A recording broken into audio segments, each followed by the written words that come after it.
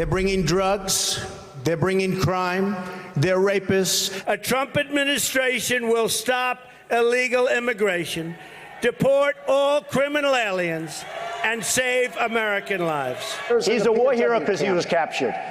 I like people that weren't captured, okay? Russia, if you're listening, I hope you're able to find the 30,000 emails that are missing. We have to investigate Hillary Clinton, and we have to investigate the investigation. I could stand in the middle of Fifth Avenue and shoot somebody, and I wouldn't lose any voters, okay? It's like incredible.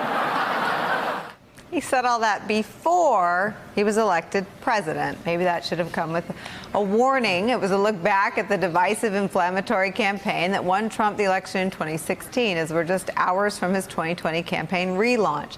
And if his harsh rhetoric in 2016 was all about stoking his base, the past 2.5 years in office show that's exactly what he's made his presidency about as well. In just the last week, we saw all those core campaign themes: race baiting, xenophobia, disdain for war heroes, disrespect for our allies, and affection for our enemies on full display. We saw Trump invite foreign governments to meddle in the upcoming presidential election.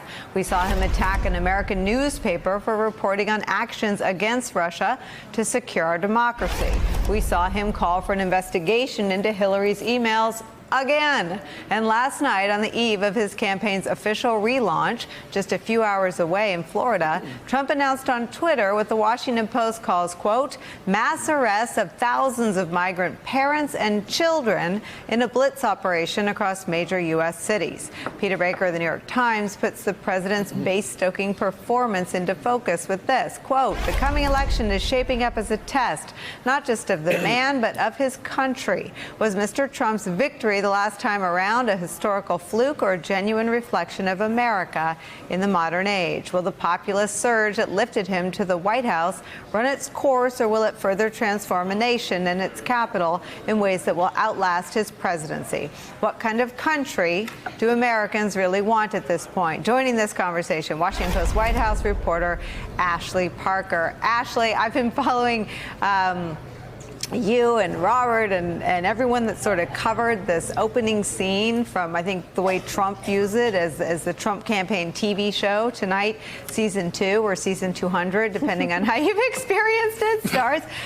Just your thoughts on how the re-election, where he's going to stand on this record of brutal, hardline immigration efforts, if not achievements. I'm not sure you can say that he achieved anything he ran on. This body of, I don't know what he would call it, sort of disrespect for once sacred people like war heroes, and the rhetoric that really got him there in the first place. Well, that's the thing that's been interesting following candidate and then President Trump, which is normally when you get elected during the campaign, you may play to your base, but ultimately once you become president, and especially if you become president the way he did, which was by winning, of course, winning the Electoral College, but not actually winning the popular vote, something you normally try to do is move towards the middle, unite the country, try to pick up some of those moderates and swing voters who you didn't win that first time. That's not really what we're seeing from the president. We hear that a little bit talking to his advisors and talking to the campaign. But the truth is, just the ICE raids he announced today via Twitter, what he understands, the way he's governed, the way he's spoken, and the way now we're seeing him gear into this campaign, is that he cares about mobilizing his base. And those issues are sort of those hardline red meat issues, especially immigration. And I've talked to a lot of Trump voters, and one thing worth mentioning is they are very hesitant to say anything critical about him at all. But the one area you can hear a little bit of hesitation is they said it was really important that he build that wall, that he be tough on immigration. And they say that's something they're really hoping to see in his next term, in his presidency. So I imagine you're going to see him hitting those hard lines that were so controversial about immigrants, for instance, when he announced in 2015, calling them rapists and criminals. And he's going to be hitting that hard line again and again. We're seeing it today. I bet we'll see it tonight, and we will definitely see it going forward into Election Day. Robert Costa, I guess one of the differences, though, is that if you hit those notes, having run the country and your own party having run the Congress and at least one chamber still, and you haven't done any of those things, Do you look weak? You were talking this morning about how completely obsessed he is with what are his ratings, his poll numbers. How about the idea that he's now run the store for 2 years and accomplished nothing? Part of understanding why the president's underscoring his position on trade and having this trade war with Mexico is because of the lack of progress on the border wall. Congress not appropriating the funds he wants. The president moved toward a national emergency. Then he began this trade war with Mexico, a standoff over tariffs. It's all about showing his base, when you talk to top Republicans and White House officials, that he is making an effort, even if not successful, that he's making some kind of hardline effort, as Ashley was saying, to try to get money to fund his border wall, to put it to Mexico. And that's a play to the base as much as anything else he's doing, along with this mass arrest of immigrants that's being planned by the federal ICE department. And this is the political agenda for the White House at the moment. They think Congress is divided. The Democrats will continue to investigate. Senate Republicans has really just become a chamber for nominations for the judiciary and really very little else in terms of legislating. And so then it's just now all about 2020 and the political agenda. You know what's interesting to me is that, Clinton was always described as being made of Teflon. And we have some conversations that you always make this point that nothing sticks, nothing hurts him. Well, the good stuff doesn't stick either. I mean, this is an not historically, but a strong economy. And even in Chris Matthews' Deciders event last night in Ohio, there were small business owners saying, I'm able to hire more people. But to the other side, and we don't pay enough attention, and that's on people like me. The good stuff doesn't stick either. He's not benefiting from having an economy that's relatively stable or strong. I mean, Nicole, he has plenty of opportunities to say words on a teleprompter and do the right thing for a day. When he's going to, let's not give him a day, like an hour. Right, when he gets a good news story, and he will always, every time, just step in it, because his own ego and his own impulses and his own manias drive him to these things. And whatever decline he's experiencing, it's made him less disciplined over time. It's made him less able to control himself. And I think a lot of those things that a normal president would profit from, he cannot. You know, the economy, it's not always the economy, stupid, anymore. Particularly now, we have two economies. You look at half this country making less than $30,000 a year. You look at the health care. A few numbers that are very, very telling. During his presidency, they've lost 40 seats in the House, 7 governorships, and there's a net 0 in the Senate. So whoever's voting has not been voting on this guy. The two most important numbers, and I'm going to say this glibly, but it's real, are 6.1 and 3.9. 6.1 million people watched Family Feud last Sunday night. 3.9 watched George Stephanopoulos interview the president. There is Trump wear out. And the very thing that got him here, all these crazy, outrageous things, giving people nicknames and all the things you said in the setup, I believe there is a wear out factor, and he doesn't have a new bag of tricks. My concern, and I'm going to even do your part where you say I'm going to push back.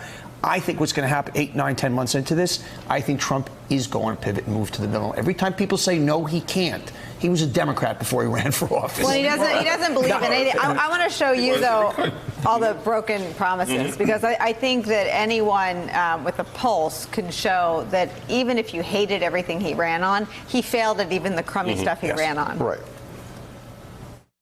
We are going to save Americans' health care and repeal and replace that disaster known as Obamacare, which is dying.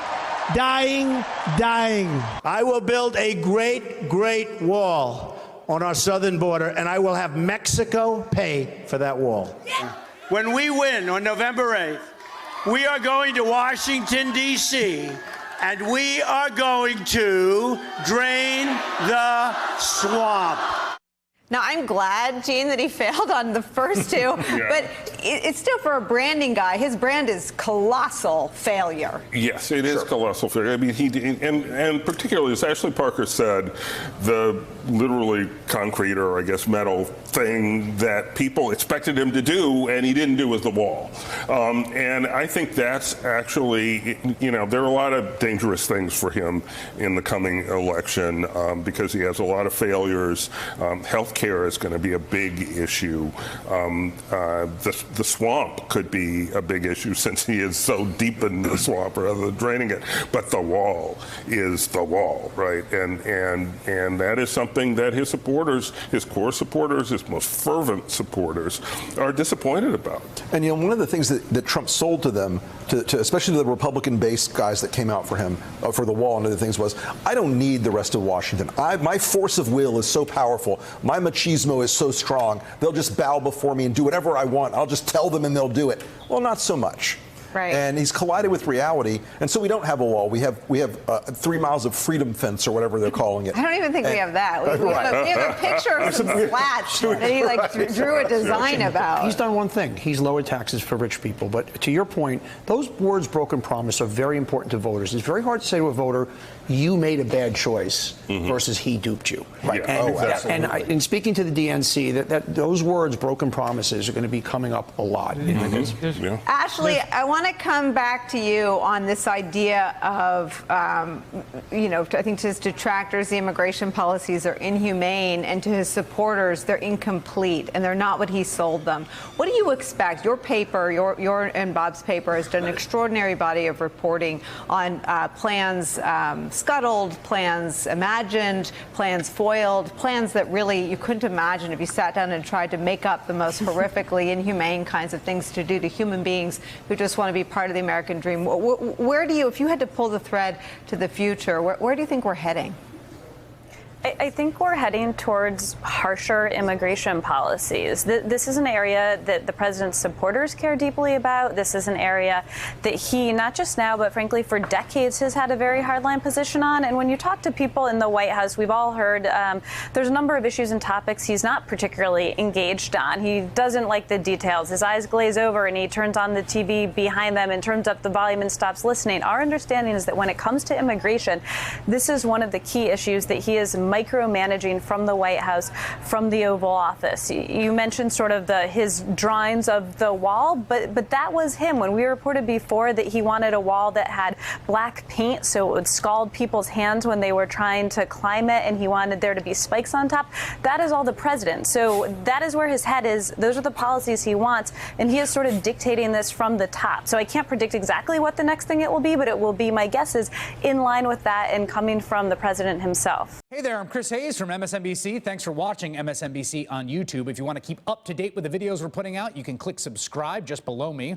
or click over on this list to see lots of other great videos.